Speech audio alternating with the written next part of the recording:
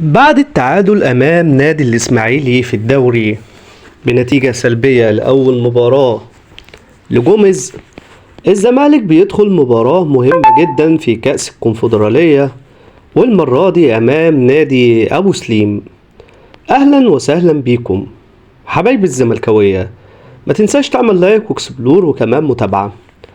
نادي الزمالك بيدخل مباراة مهمة جدا هي التانية لجوميز مدرب الزمالك الجديد، والمرة دي على الأراضي الجزائرية أمام نادي أبو سليم الليبي، اللي قرر إن هو يختار الجزائر علشان يلعب مباراته أمام نادي الزمالك، نظرا لأن الملعب بتاعه بيتم فيه إصلاحات الآن وقد يستغرق أكتر من شهر.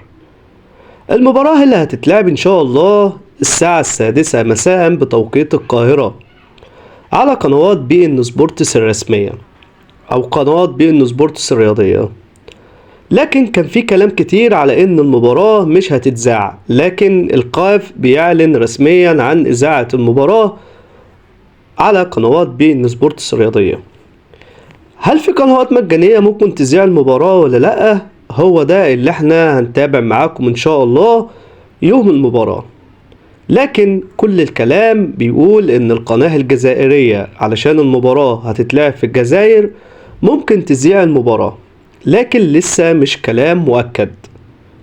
واحنا هنا ان شاء الله على قناتكم هنوافيكم بكل جديد، لكن كل ما عليك سوى انك تشترك في القناة وتعمل لايك واكسبلور وكمان متابعة.